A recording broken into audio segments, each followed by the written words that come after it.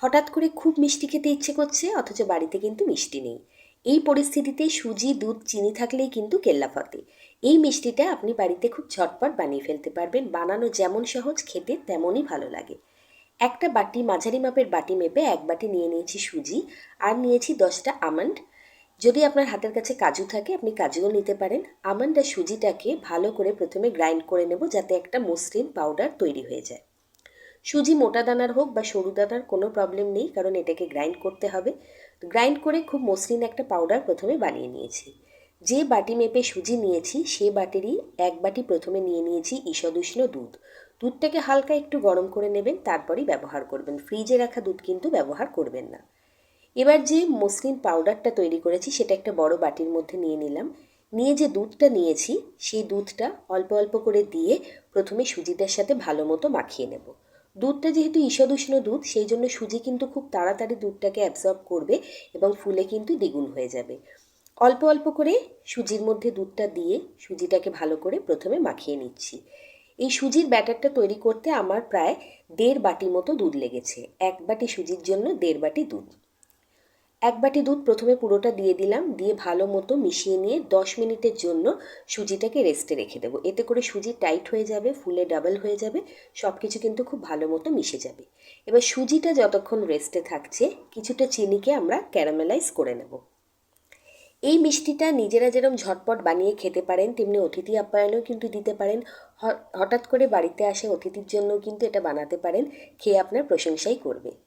এবার আমি এখানে যে বাটিটা মেপে সুজি নিয়েছিলাম তার হাফ বাটি মতো চিনি নিয়েছি। মিষ্টিটা সম্পূর্ণ নিজের ওপরে, খুব কড়া মিষ্টি পছন্দ করলে আর একটু বেশি চিনি দেবেন। এবার চিনিটাকে গ্যাসের ওপরে একটা প্যান বসিয়ে তার মধ্যে দিয়েছি, দিয়ে তার মধ্যে কোনো রকম জলের ব্যবহার না করে গ্যাসের ফ্লেমটাকে মিডিয়াম টু হাইটে রেখে দিয়েছিলাম। 1.5 থেকে 2 মিনিটের মধ্যে চিনিটা কিন্তু ক্যারামেলাইজ করে রং একদম পরিবর্তন হয়ে গেছে, খুব সুন্দর একটা বাদামি রং এসছে। যখনই চিনিটা বেশ সুন্দর বাদামি রং এসে যাবে গ্যাসের ফ্লেমটাকে বন্ধ করে দিয়ে একটু নাড়িয়ে নিতে হবে। একটু খেয়াল রাখবেন যেন চিনিটা পুড়ে না যায়, তাহলে রংটাও যেরকম কালো হয়ে যাবে, খাওয়ার সময় কিন্তু একটা তিতকুটে ভাব আসবে। চিনিটা খুব সুন্দর কিন্তু গলে সুন্দর একটা রং এসে যাওয়ার পরই আমি গ্যাসের ফ্লেমটাকে বন্ধ করে দিয়েছি। দিয়ে এবার এটাকে সুজির সাথে মেশাবো। যে সুজির মিশ্রণটাকে দুধ দিয়ে সেট হওয়ার জন্য রেখে দিয়েছি তার মধ্যে এই চিনির ক্যারামেলটাকে মেশাবো। সুজিটা এখন দেখুন আগের তুলনায় বেশ টাইট হয়ে গেছে। আগে যেমন চামচ দিয়ে খুব ভালো এটাকে নাড়ানো যাচ্ছিল, এটা কিন্তু বেশ শক্ত হয়ে গেছে। এবারে এর মধ্যে যেটা করব, প্রথমে ক্যারামেলটাকে দিয়ে দেবো। ক্যারামেলটা যেহেতু লিকুইড, দেওয়ার কারণে সুজি একটুখানি আবার নরম হয়ে যাবে। তারপর আবার প্রয়োজন বুঝে এর মধ্যে দুধের ব্যবহার করব। পুরো যে চিনির ক্যারামেলটা এখানে দিয়ে দিলাম। এইভাবে ক্যারামেলাইজ করে চিনিটাকে অ্যাড করলে কি হয়, এই যে মিষ্টিটা তার টেক্সচারটা কিন্তু ভীষণ সুন্দর আসে। আর ক্যারামেলাইজ করে চিনিটাকে দেওয়ার জন্য এই মিষ্টিটার গন্ধটাও কিন্তু খুব ভালো আসবে। এখানে আপনাদের একটা কথা বলে দিই, আমি যখন আমন্ড আর সুজিটা দিয়ে গ্রাইন্ড করছিলাম তখন এর মধ্যে একটু এলাচের দানা আমি দিয়ে দিয়েছিলাম, যেটা আমার স্কিপ হয়ে গেছে আপনাদেরকে দেখানো। অবশ্যই একটু এলাচ দানা দিয়ে দেবেন, তাতে গন্ধটা খুব ভালো আসবে। খুব সুন্দর মতো এই চিনিটার সাথে কিন্তু সব কিছু ভালো মতো মিশে গেছে। এখনও কিন্তু সুজিটা বেশ ঘন। আবারও একটু উষ্ণ দুধ নিয়েছি, নিয়ে এর মধ্যে দিয়ে দিলাম, দিয়ে ভালোভাবে মিশিয়ে নিচ্ছি।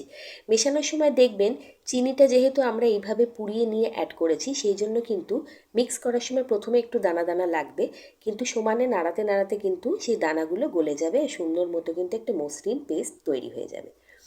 আবারও একটু দুধ দিয়ে দিলাম।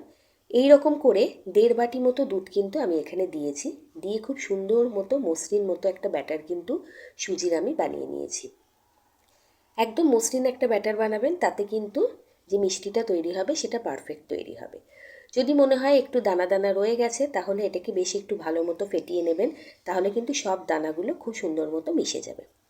অনেক সময় কিন্তু বাড়িতে মিষ্টি খেতে ইচ্ছে হয় ছোটোখাটো খিদের জন্য, বা বাচ্চারা আবদার করে, তখন কিন্তু সবসময় ঘরে মিষ্টি থাকে না। এইভাবে সুজি দিয়ে বানিয়ে খাবেন, খেতে খুব ভালো লাগবে।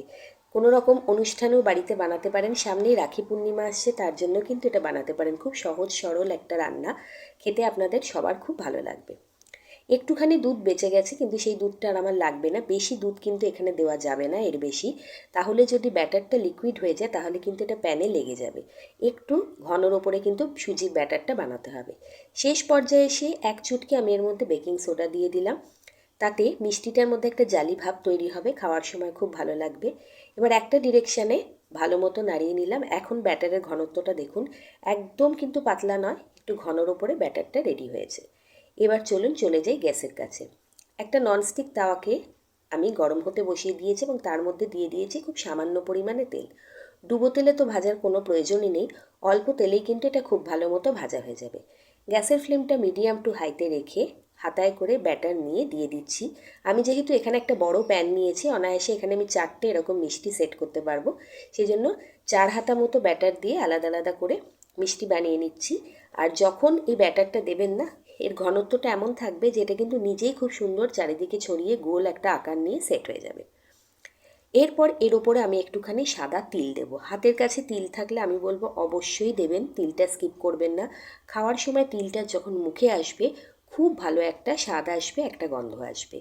আমি ওপরে তিল দিচ্ছি অল্প অল্প করে। আর বেকিং সোডা দেওয়ার কারণে দেখুন প্রত্যেকটা এই যে মিষ্টিগুলো বানাচ্ছি তার মধ্যে কিন্তু ছোট ছোট এরকম জালি মতো তৈরি হচ্ছে, মিষ্টিটা খুব নরম হবে।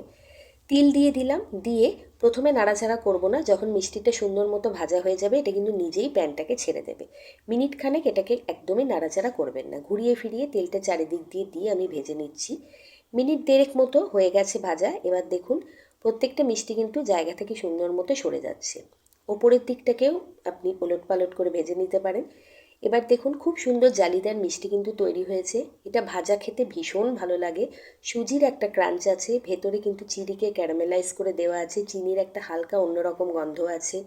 তার সাথে এর মধ্যে যেহেতু আমন্ড দিয়েছি স্বাদটাও খুব ভালো আসবে। এবার প্রত্যেকটা মিষ্টিকে এভাবে ঘুরিয়ে ফিরিয়ে ভেজে তুলে নেব।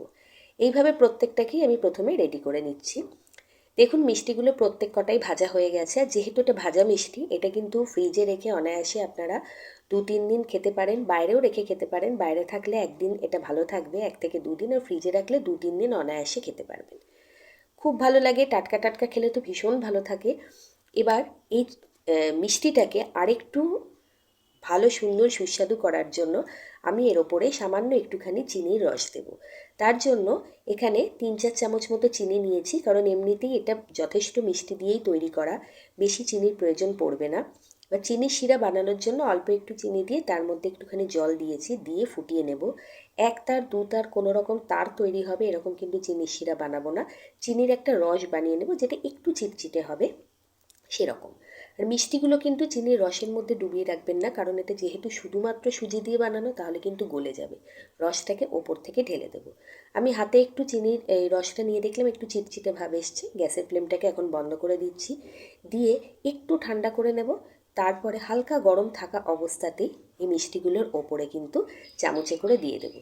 মিষ্টিগুলো খুব তাড়াতাড়ি কিন্তু রসটাকে অ্যাবজর্ব করে নিয়ে নরম তুলতুলে হয়ে যাবে, আবার কিন্তু ভেঙেও যাবে না। খাওয়ার সময় মুখের মধ্যে দিলে কিন্তু গলে যাবে। দুর্দান্ত খেতে হয়, বিশ্বাস করুন। অবশ্যই একবার বাড়িতে বানাবেন, প্রত্যেকে কিন্তু খেয়ে আপনার প্রশংসা করবেন। যে কোনো অনুষ্ঠানে বানাতে পারেন, হট করে খেতে ইচ্ছা করলে বাড়িতে মিষ্টি না থাকলে বানাতে পারেন, বাড়িতে আসা অতিথিদের জন্যও কিন্তু এটা বানাতে পারেন। আর বাচ্চাদের তো খেতে ভীষণ ভালো লাগবে, সেটা আগে থেকেই বলে দিচ্ছি। অনেক এরকম নিত্য নতুন রেসিপি আমার চ্যানেল কুকিংয়ে অলরেডি আপলোডেড আছে, অনুরোধ করব চ্যানেলটা ভিজিট করার জন্য। আর আজকের রেসিপি ভালো লাগলে অবশ্যই লাইক কমেন্ট শেয়ার করবেন। ভালো থাকবেন, সুস্থ থাকবেন।